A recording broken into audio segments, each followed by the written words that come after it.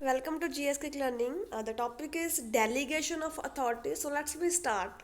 So delegation of authority is a process of transferring responsibilities for the task to another employee.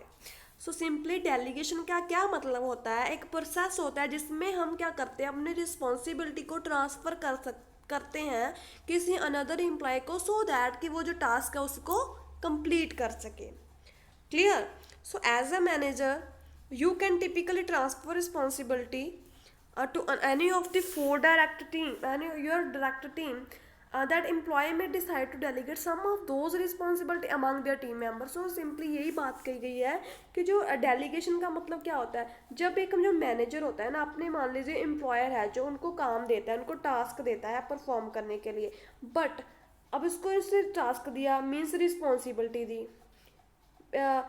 Responsibility के साथ obviously बात है authority भी देगा काम करने की. क्लियर? तो जो एम्प्लॉय होता है, अगर वो मान लीजिए किसी और काम में बिजी है, किसी और टास्क को पूरा करने में, तो वो अपने टीम मेंबर में या अपने वर्कर को भी ये टास्क जो है करने के लिए दे सकता है, उसमें बांट सकता है. तो उसको बांटना, उसको देना टास्क, उसको हम कहते हैं delegation.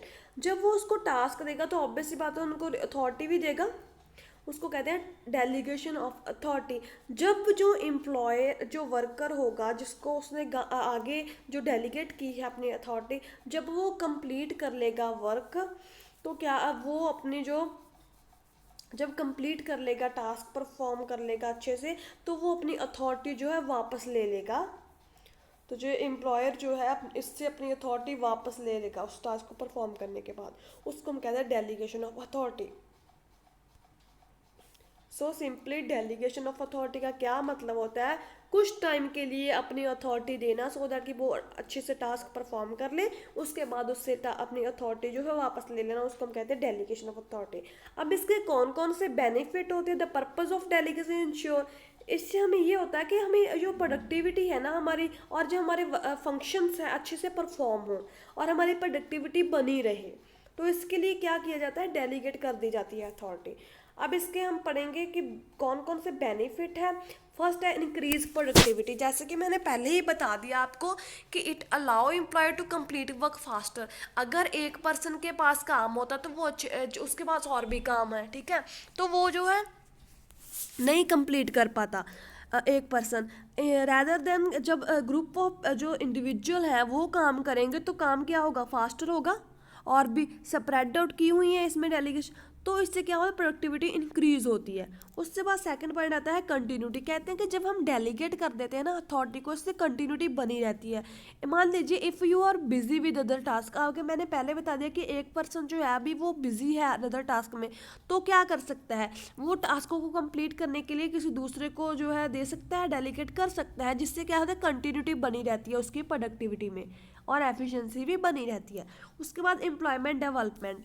When you delegate task to team member, जब हम कहते हैं कि टीम मेंबर को टास्क देते हैं कंप्लीट करने के लिए, तो एम्प्लॉय के पास एक चांस होता है कि वो अपनी इम्प्रूव करे स्किल्स और भी ज़्यादा इस टास्क को कंप्लीट करने के लिए, वो अपनी एबिलिटी को इम्प्रूव करेगा. सो उसके साथ उसकी ओवरऑल डेवलपमेंट होती है इसकी एम्प्लॉयज़ की, ठीक है.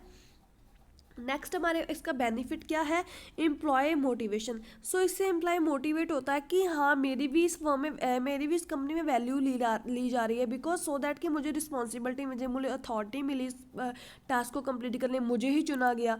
सो उससे वो मोटिवेट होते हैं और भी अच्छे से काम करते हैं, परफॉर्मेंस देते हैं.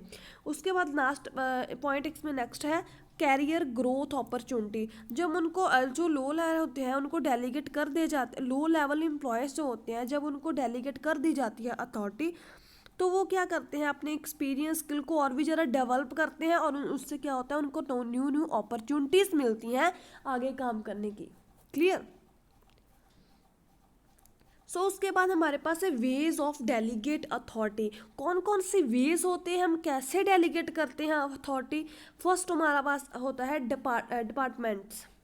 Okay, you can delegate the supervision of a particular department to another employees. So कहते हैं कि आप क्या कर सकते हैं, अपनी सुपरविजन को है वो डेलीगेट कर सकते हैं किसी पर्टिकुलर डिपार्टमेंट को और फिर अनदर एम्प्लॉय को. जैसे मान लीजिए एक सीईओ है, if you are CEO, you could delegate authority over the entire marketing department to the marketing director. सो जैसे डिपार्टमेंट को एक डेलीगेट सुपरविजन अथॉरिटी देनी कि आपने सभी डिपार्टमेंट को सुपरवाइज करना है. सो उसको क्या कर दिया, डेलीगेट दे दिया, अथॉरिटी दे दी कि जब तक वो सुपरवाइज नहीं करेगा प्रॉपर से तो तब तक अथॉरिटी उसके पास, रिस्पॉन्सिबिलिटी उसके पास है. क्लियर. उसके बाद आ गया हमारा next point, project. So you can assign an employee or a group of employee to complete a specific project from start to finish. कहते हैं कि आप जो एम्प्लॉय है, एक एम्प्लॉय जहाँ ग्रुप ऑफ एम्प्लॉय को अपना स्पेसिफिक प्रोजेक्ट को कंप्लीट करने के लिए जो है अपॉइंट कर सकते हैं, असाइन कर सकते हैं. इससे क्या होगा, with the marketing department the marketing director could assign the advertisement campaign to project manager who assemble team of. So ये भी एक तरह सा क्या होता है, जब आपने असाइन किया एम्प्लॉय, ग्रुप ऑफ एम्प्लॉय को एक स्पेसिफिक प्रोजेक्ट को कंप्लीट करने की रिस्पॉन्सिबिलिटी दे दो, उसको हम डेलीगेट ही कहते हैं, delegation of authority. Decision making, जब आप किसी को डिसीजन मेकिंग का जो राइट है, अथॉरिटी, रिस्पॉन्सिबिलिटी सब दे देते हैं कि आपने डिसीजन लेना है इन सब के रिगार्डिंग, पावर दे देनी उसको हम कहते हैं डिसीजन मेकिंग. ये भी एक डेलीगेशन ऑफ अथॉरिटी का वे है. एनालिसिस, जब हमें इसको एनालिसिस भी कहते हैं. वैन यू नीड, जब हमें ज़्यादा इन्फॉर्मेशन चाहिए तो हम किसी एम्प्लॉय को बोल देते हैं कि आपने कंप्लीट रिसर्च करनी है इस टॉपिक पर, तो हमें जो है इन्फॉर्मेशन ला कर देनी है. तो ये भी एक तरह की डेलीगेशन ऑफ अथॉरिटी ही है. क्लियर. उसके बाद हमारे पास आता है एडमिनिस्ट्रेटिव प्रोसेस.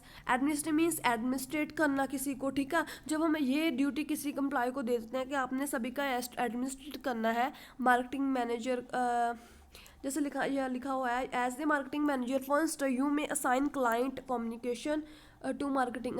हम क्लाइंट कम्युनिकेशन जो है असाइन कर सकते हैं उनको.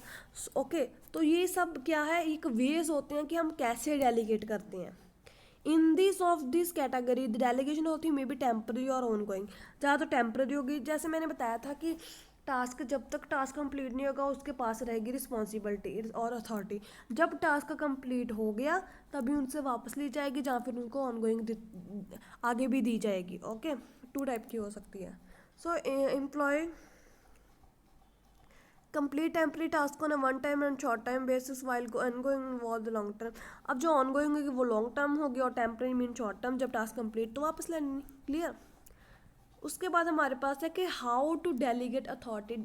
जो अथॉरिटी है वो कैसे डेलीगेट की जाती है. पहले हमने वे किए थे. ओके. अब फर्स्ट आ गया हमारा असाइन टास्क. जब हम असाइन कर देते हैं टास्क, किसी को दे देते हैं परफॉर्म करने के लिए, जब हम टास्क देंगे इट मीन्स हम ड्यूटीज़ देंगे, तो हम उसको रिस्पॉन्सिबिलिटी भी देंगे. रिस्पॉन्सिबिलिटी ही है एक सबकी, और उसे अथॉरिटी भी देंगे. तो इसको हम कहते हैं, ऐसे हम जो है अपनी डेलीगेट करते हैं अथॉरिटी को. First assign task.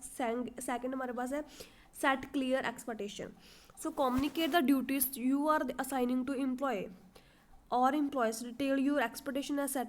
जब हम किसी को ड्यूटीज देते हैं हम उसको ये भी बता देते हैं कि हमारी एक्सपेक्टेशन क्या है, हम क्या एक्सपेक्ट कर रहे हैं आपसे, कि आप कितने लेवल तक काम करेंगे, आप कितने स्टैंडर्ड तक काम करेंगे, अपनी डेडलाइन बता देनी. तो उसको हम कहते हैं डेलीगेशन ऑफ अथॉरिटी. उसके बाद है मॉनिटर प्रोग्रेस रेगुलरली. जो भी उनका काम होगा उसको रेगुलर पर मॉनिटर करना, चेक करना. ओके. शेड्यूल वाइज मीटिंग्स करना, उन सबको मॉनिटर करना, उसको भी हम कहते हैं एक डेलीगेशन ऑफ अथॉरिटी. उसके बाद हमारे पास है last point, practice accountability. So evaluate the quality of work to ensure that your team member complete it correctly.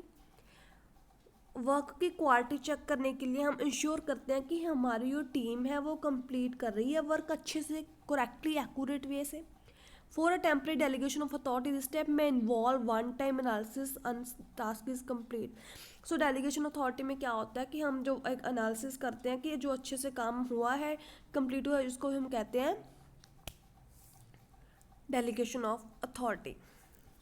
सो उसमें क्या करते हैं हम, वेदर पॉजिटिव और नेगेटिव जो फीडबैक लेते हैं कि अच्छे से काम हो रहा है ना नहीं हो रहा है.